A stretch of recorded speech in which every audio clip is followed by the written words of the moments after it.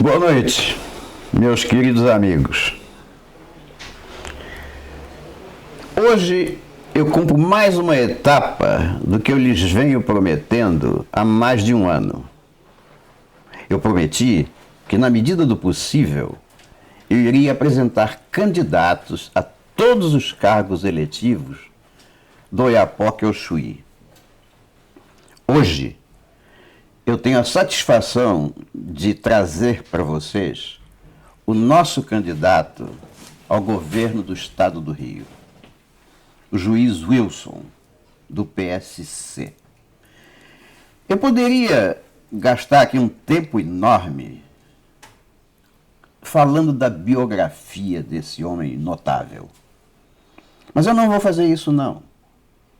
Porque, na medida em que eu tenho certeza de que eu confio em vocês tanto quanto vocês em mim, basta que eu lhes diga que este é um soldado da nossa causa. Se o Brasil precisa melhorar, e precisa, estando nas nossas mãos, decidir o destino desse Brasil de Deus, só nos resta saber o que fazer agora na escolha de quem vai tornar esse Brasil viável. Eu conheço as pautas, os programas do meu amigo Wilson, mas eu quero que vocês também conheçam. Eu não quero que vocês conheçam só da minha boca. Daqui para o futuro, claro que eu vou falar dele mais vezes. Vou tocar em pontos específicos em que ele é nosso defensor, em que ele é o baluarte, em que ele é o soldado na frente de batalha. Mas hoje, como é uma apresentação, eu prefiro que ele fale por si mesmo. Depois a gente volta à conversa. Boa noite, Wilson. É um prazer recebê-lo aqui na minha casa. Boa noite. O prazer é todo meu. E eu agradeço a oportunidade de estar apresentando ao seu público as nossas propostas e, principalmente, as razões pelas quais eu deixei um cargo de juiz federal depois de 17 anos, podendo me aposentar como juiz daqui a talvez uns 15 anos. Eu estou com 50 anos de idade. E podia ser meu filho. seria uma honra, uma grata satisfação, tenho certeza disso. E eu poderia ficar mais 15 anos na magistratura e tomei uma decisão de pedir exoneração do cargo.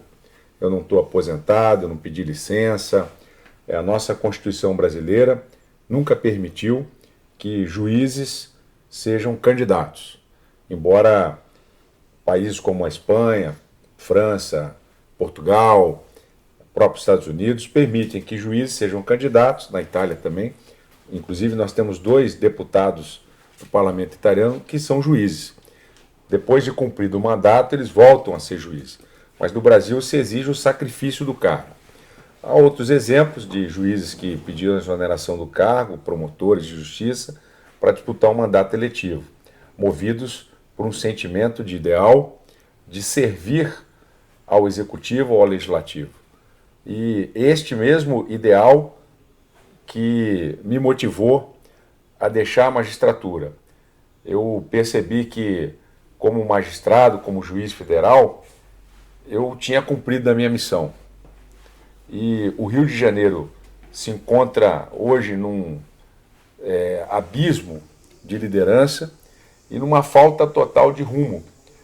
Quando nós temos um ex-governador preso, presidente em exercício da Assembleia Legislativa do Estado do Rio de Janeiro, o seu ex-presidente também preso.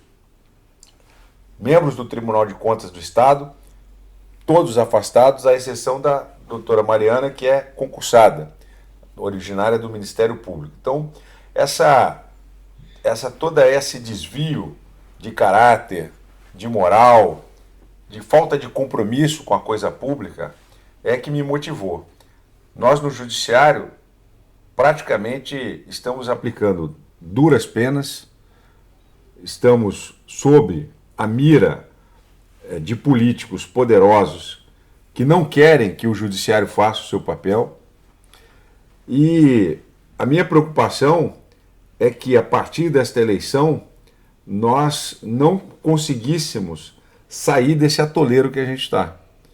E que continuasse no Rio de Janeiro, no poder, especialmente no governo do Estado, esse mesmo modelo de política corrompida que, para sobreviver, precisa de caixa 2, precisa de superfaturamento de obras, de desviar dinheiro da saúde, desviar dinheiro da educação.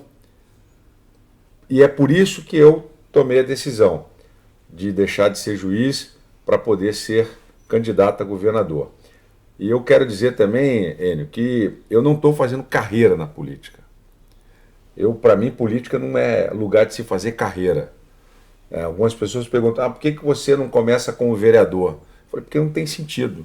Para mim, no projeto que eu vejo de solução para o Estado do Rio de Janeiro, falar de carreira na política. Política não é carreira.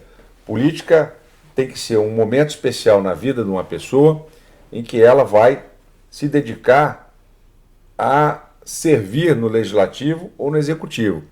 É evidente que quando o parlamentar ele tem realmente uma representatividade, no parlamento os mandatos se repetem. Mas é em razão da representatividade que tem o parlamentar.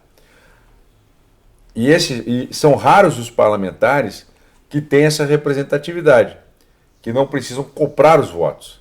Muitos que se repetem no parlamento, eles compram os votos.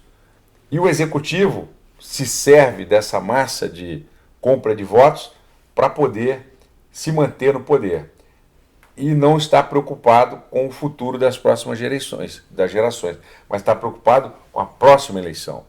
Então é por isso que eu deixei a magistratura, para que a gente possa, no Rio de Janeiro, quebrar definitivamente esse círculo vicioso que existe hoje e ainda continua, com a velha política que se juntou ao redor de um candidato, que é o Eduardo Paes, que se deixou mais uma vez levar por esse grupo. Uma parte do grupo que estava ao redor dele já está presa, né, e uma parte ainda está sob investigação, inclusive o próprio Eduardo Paes está sob investigação. E eu acredito que nós temos uma proposta de renovação, primeiro com a integridade moral. Depois, é preciso que nós apresentemos para o Estado do Rio de Janeiro e para os investidores uma solução econômica para o Estado.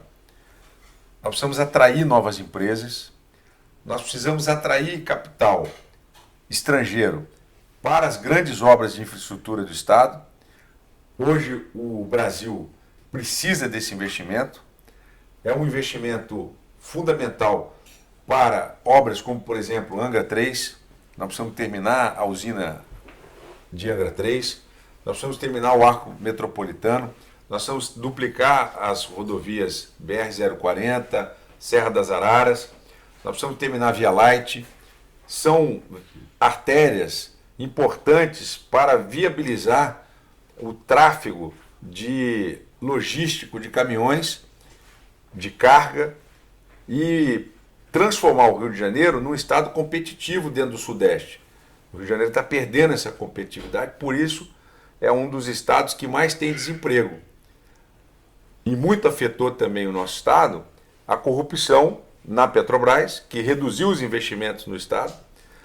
O Comperj reduziu os investimentos para fazer a apuração das irregularidades cometidas juntamente com o Eike Batista.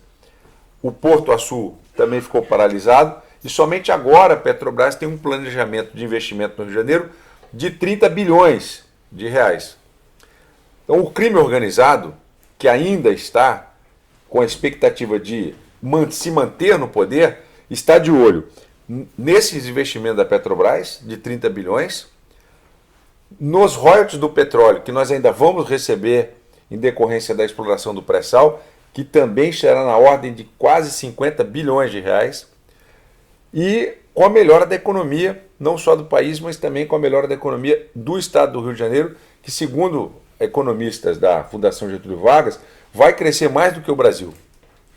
Então o Rio de Janeiro hoje está no fundo do poço, mas tem uma boa perspectiva de sair do fundo do poço. Agora, o que nós não podemos permitir é que toda essa melhora da economia seja revertida para uma classe reduzida de pessoas. E sim para a grande massa da população. Por isso que eu venho analisando o cenário econômico e político do Estado e formei um grupo de amigos que montaram o nosso programa de governo e que nós começamos a ver as viabilidades de se apresentar um plano econômico de atração de investimentos, somando esses investimentos da Petrobras, mais o potencial de investimentos de empresas na área da transformação, na área tecnológica, e com isso nós conseguiríamos algo em torno de quase 100 bilhões de reais em investimento nos próximos 4 anos para o Rio de Janeiro. Isso tudo vai trazer um grau de empregabilidade considerável. Para isso, nós vamos aproximar a FAETEC, juntamente com as nossas escolas do ensino médio, com as empresas, com muita transparência, para mostrar que é viável a formação técnica dos nossos estudantes, e aqueles que estão fora do ensino e perderam a oportunidade de ter uma formação técnica, nós vamos fazer a requalificação, que é o chamado desemprego estrutural. Então, para evitar esse desemprego estrutural, nós vamos fazer a requalificação profissional através da própria FAETEC. Hoje, o Rio de Janeiro tem muita dificuldade de capacitação técnica. No Sul Fluminense, eu ouvi isso muito das empresas instaladas no Sul Fluminense. Falta de profissionais com capacitação técnica para trabalhar nas empresas. E os jovens têm abandonado o ensino médio por falta de interesse e por falta também de estímulo à permanência na escola. A própria família também não tem ajudado a manter o aluno na escola. E a evasão escolar no ensino médio é muito alta. Então nós precisamos resgatar a credibilidade do ensino médio e aproximá-lo da empresa. Eu tenho feito propostas, hoje mesmo me reuni com professores da FAETEC, assinei um termo de compromisso com os professores, de fazer com que a FAETEC tenha um protagonismo maior junto às escolas de ensino médio e nesse trabalho de requalificação, com a atração de novos investimentos e com a transformação de algumas áreas do Rio de Janeiro em zonas de processamento e exportação, principalmente o setor metal mecânico e têxtil, como Friburgo e outras áreas que estão prontas para receber investimento, como Porto Real e Pádua, tem 2 distritos industriais, cada um com 300 mil metros quadrados, prontos para receber novas empresas. E com isso nós temos que apresentar ao mundo e ao Brasil um plano de atração desses investimentos, com transparência. Porque o que existe hoje não tem transparência, está imerso na corrupção, e eu tenho ouvido dos empresários exatamente isso. Só quem consegue as isenções é quem é amigo do rei. Mas as pessoas não querem apresentar sua denúncia porque tem medo de retaliação. Claro. Não tem confiança na própria polícia do estado do Rio de Janeiro, porque acha que a polícia ela é cooptada pelo poder, mesmo com a intervenção. Posso te interromper um instantinho? Deve. Percebam bem, o Wilson, eu vou chamar de governador Wilson, né? Que nós vamos elegê-lo, né? Amém. O governador Wilson está falando de um comportamento futuro com o qual ele se compromete. Mas se vocês que são meus seguidores, eu classifico de pessoas inteligentes. Eu quero que vocês percebam a costura que ele está fazendo com relação ao plano central lá de Brasília, do Bolsonaro e do Paulo Guedes. Percebam, comparem um plano de ação nacional do Bolsonaro com o Paulo Guedes com o dele. Vocês vão ver que eles estão em sintonia, em perfeita sintonia. Eu até vou falar, o Wilson já combinou comigo, nós já conversamos outras vezes, e ele se comprometeu, não totalmente, é claro que ele é um homem inteligente e não há unanimidade, a unanimidade é burra, mas ele leu o Decálogo de Honra e ele vai estar cumprindo, já nos programas, ele está cumprindo direitinho tudo aquilo que a gente pregou ali. Então observem, o Rio de Janeiro, há anos, está abandonado pelo governo federal. Nós somos uma ilha dentro do Brasil desde há muito tempo, desde até mesmo os governos militares. O Rio de Janeiro se tornou uma ilha política e por isso é que nós estamos com as pernas amarradas, tem uma bola de ferro no tornozelo do Rio de Janeiro. Wênio, posso Sim. só te complementar uma informação aqui, que não sei se você tem conhecimento, seus ouvintes, mas nesses últimos, talvez, mais de 30 anos, desde Carlos Lacerda, né, quase 40 anos, o Rio de Janeiro realmente esteve nessa situação de abandono. Quando o Lula era presidente, ele foi um dos mais benevolentes presidentes para com o Rio de Janeiro, exatamente pela proximidade que ele tinha com o Sérgio Cabral. Curiosamente, os dois hoje estão presos. O Sérgio Cabral assumiu o governo do estado do Rio de Janeiro com uma dívida de em torno de 90 bilhões de reais.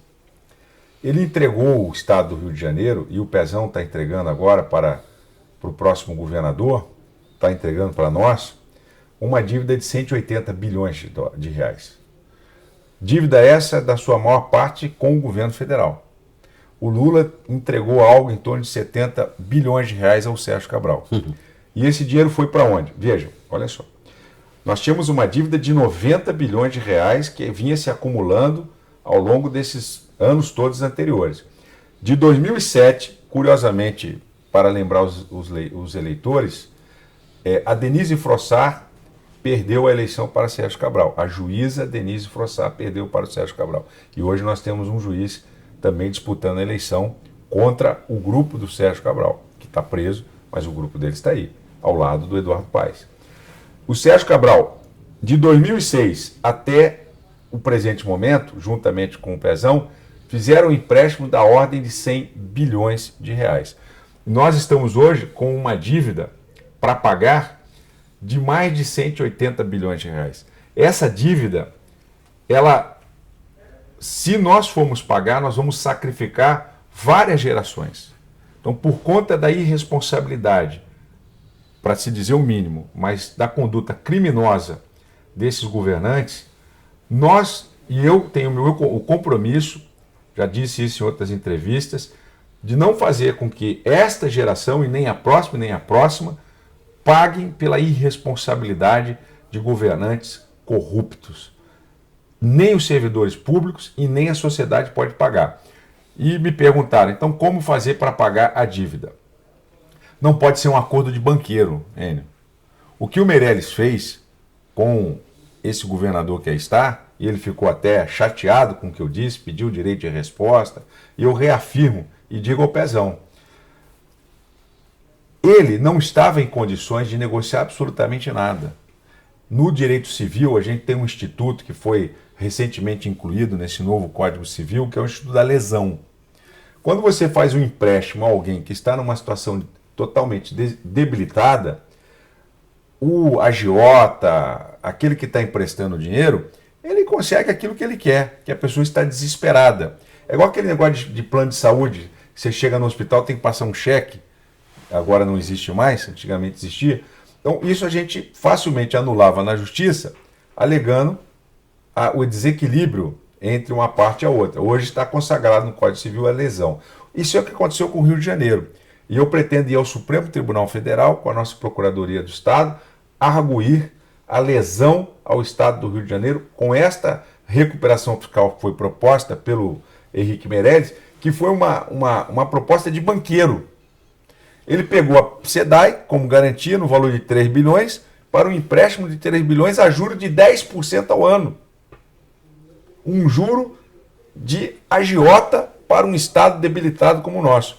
Então isso é inadmissível. Eu tenho a clara certeza de que com o Jair Bolsonaro e com o Paulo Guedes, nós vamos, a partir do dia 8 de outubro, que eu tenho convicção de que com a sua ajuda nós vamos ganhar no primeiro turno, nós vamos desbancar essa quadrilha no primeiro turno e nós vamos conversar diretamente com o presidente eleito uma solução para o estado do Rio de Janeiro, que vai ter que ser uma solução também para Minas Gerais e vai acabar sendo uma solução para o Rio Grande do Sul. São 3 estados em muita dificuldade, vai acabar entrando também o Rio Grande do Norte, mas enfim, é um remédio amargo que nós vamos ter que trabalhar para poder refinanciar a dívida dos estados num período muito mais longo, porque quem emprestou esse dinheiro emprestou de forma criminosa e hoje a gente tem um déficit das contas públicas a nível da União da ordem também de mais de 150 bilhões de reais, ou coisa do gênero. Então, essa dívida que gerou esse déficit nacional e o déficit interno de cada estado foi uma dívida criminosa. E nós não podemos agora, a União, se comportar como um banco, querendo receber os juros em cima deste dinheiro que foi entregue para o desvio na corrupção. Isso. Foi muito bom você ter interrompido a minha fala, porque eu estava falando que o Rio de Janeiro era uma ilha dentro do Brasil, mas eu esqueci apenas de dizer que era uma ilha contra o conservadorismo. Quando o governo central foi de esquerda, aí toma tutti junti, né? Então eles fizeram o que deveriam fazer. Mas eu queria aproveitar o mote para dizer também o seguinte. O Wilson falou de todas as propostas que todos nós esperamos que aconteçam, e claro, embora ele não tenha tocado, porque está fora do âmbito de um governador de Estado, nós sabemos perfeitamente que no âmbito do governo central, nós estamos trabalhando pelo federalismo para valer. Quer dizer, a descentralização da economia, menos Brasília e mais Brasil. E é claro que o Rio de Janeiro, por si só, é um tremendo valor arrecadador. Então, o Rio de Janeiro não só vai ser contemplado com todos os recursos a que se referiu o Wilson, mas como também vai ser beneficiário da descentralização que nós pretendemos fazer no país, e que o Bolsonaro promete, que o Paulo Guedes promete. Agora, antes de terminar esse nosso vídeo, que já está ficando meio extenso, eu só queria que o Wilson falasse um pouquinho para a população carioca, especialmente, sobre a questão que nos aflige todos os dias. Aquela questão que tira o sono das mães brasileiras, das mães cariocas principalmente. Wilson, qual é a tua proposta para segurança? Enio, obrigado aí pela chamada nessa questão. É evidente que o nosso programa é um programa é o mais completo programa de governo apresentado por todos os partidos. É um programa feito por vários especialistas voluntários, que eu coordenei, diferente de outros candidatos a governador, que contratam pessoas para fazer o programa de governo. Eu sou doutorando em ciência política na Universidade Federal Fluminense e assumi o protagonismo de coordenar o meu programa de governo.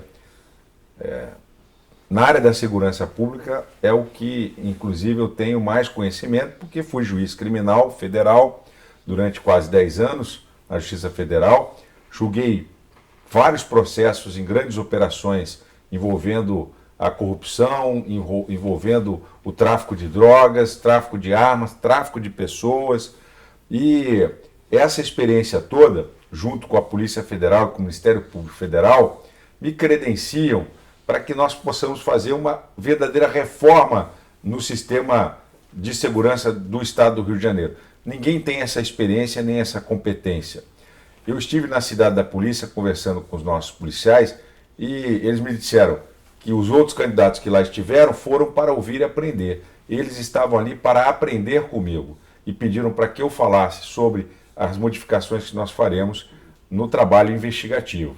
Muita gente fala em inteligência, mas inteligência é uma parte do trabalho investigativo, que envolve muito mais do que simplesmente a colheita de informações. Essas informações têm que ser trabalhadas. E nós vamos investir na lavagem de dinheiro, na investigação da lavagem de dinheiro. Porque, como a Operação Lava Jato, é o dinheiro que mobiliza o poder paralelo, que corrompe e que destrói as instituições. Da mesma forma, o tráfico de drogas, de armas, as milícias, elas lavam dinheiro em empresas para poder, no caso do tráfico de armas e drogas, obter essa mercadoria nos países produtores, que é a Colômbia, a Bolívia, o Paraguai. Então esses cartéis contratam executivos aqui no Rio de Janeiro, São Paulo, que são as pessoas que abrem empresas, que fazem as empresas de fachada para poder lavar o dinheiro. Então nós vamos em cima desses caras, desses empresários, prender esses empresários e reduzir esse poder de logística que tem o tráfico de drogas. Enfraquecendo assim essa logística, vai ter menos munição, vai ter menos dinheiro para pagar o pessoal do tráfico. É uma operação sincronizada que vai ser em paralelo com operações pontuais para o abate de criminosos que estejam com fuzil. É isso, exatamente isso que eu estou falando. Faremos operações cirúrgicas para o abate de criminosos que estejam com fuzis. Tudo muito preparado, inclusive filmado, porque o que acontece é o seguinte: quando o criminoso é abatido de fuzil, vai um outro sujeito ali, tira o fuzil e diz que era um morador.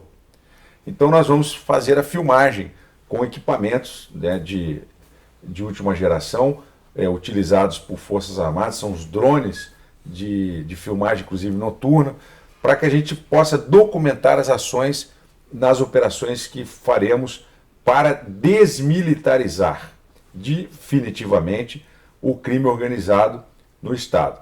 Então vamos agir nas duas pontas. Vamos asfixiar a logística financeira do crime organizado e enfraquecer essa ação armada que existe hoje nas comunidades, que atua livremente, principalmente à noite. Livremente à noite. Durante o dia, de certa forma, coloca em risco a população, mas à noite ela atua livremente ali no comércio da droga. É onde nós vamos agir. E vamos livrar o Rio de Janeiro de uma vez por toda dessa criminalidade. Além disso, nós vamos fazer um programa que chama Programa Comunidade Cidade, que começa pela Rocinha. Nós vamos abrir as ruas. O projeto está pronto por arquitetos voluntários de Vitória, que alguns amigos que estão trabalhando nesse projeto, amigos daqui do Rio de Janeiro, fizeram um projeto para urbanizar as 10 maiores favelas do Rio de Janeiro e vão transformar em comunidade de cidade. Aonde vai vir o dinheiro para fazer isso? O dinheiro para fazer isso, ele existe. Ele está no orçamento, ele está nos acordos de leniência. Enio, quanto custou só a Olimpíada para o Rio de Janeiro? 40 bilhões de reais. Com 40 bilhões de reais, nós poderíamos ter urbanizado todas as mais de 1.000 comunidades do Rio de Janeiro. E ainda poderíamos estar mapeando possibilidade de novos loteamentos para baixa renda, para as pessoas que vão começar a sua vida ao longo do arco metropolitano, ao longo da Via Láctea, nas cidades ao entorno, e fazendo a atração de novas empresas para fixar o trabalhador naquela região. E depois a gente vai falar sobre mobilidade urbana, mas o projeto de segurança, ele é um projeto amplo, que envolve não só o aparelhamento da Polícia Civil, da Polícia Militar agindo com rigor, sem ter dúvida. O policial, assim como o militar, o soldado das Forças Armadas, ele não pode ter dúvida. Do lado de lá está o inimigo, que tem que ser abatido. Ele não tem que ficar pensando se ele pode ou não pode fazer. Ele tem que ter uma regra de conduta. A regra de conduta é fuzil na mão, arma militar tem que ser abatido, porque é como se ele tivesse com um refém com a arma no pescoço. Qualquer um que está de fuzil, se você falar para ele soltar o fuzil, ele vai atirar. E aí coloca em risco toda a sociedade. Por isso é que nós vamos trabalhar de forma a orientar a Polícia Militar e dar o respaldo jurídico. eventualmente, os autos de resistência que forem questionados em tribunal do júri, eu fui defensor público e fiz dezenas de tribunais do júri com policiais. 99% de absolvição, porque eles estavam fazendo a coisa certa. É um desgaste para o policial. Teve um policial que eu defendi pelo menos 4 vezes no tribunal do júri. E todas as vezes que eu defendi, ele foi absolvido. Porque a criminalidade na região de Queimados, Japeri, é uma criminalidade muito, muito elevada. Então, o policial vai ter o resguardo jurídico, nós vamos dar o treinamento necessário, vamos trocar todo o armamento hoje que está, os fuzis e as pistolas, que não são boas, vamos trocar todo esse armamento. Com a aquisição em grande volume, nós conseguimos baratear o custo. E acabando com a corrupção, que hoje atinge o Rio de Janeiro, você vai ver que o orçamento do Rio vai ter uma destinação muito diferente do que essa que está aí. Então, esse é meu compromisso, Enio, manter os valores da nossa sociedade, valores como a família. Escola é para se aprender português, matemática, as disciplinas propedêuticas, ensino técnico. Então, não se deve discutir na escola nada além disso. Educação, respeito ao próximo.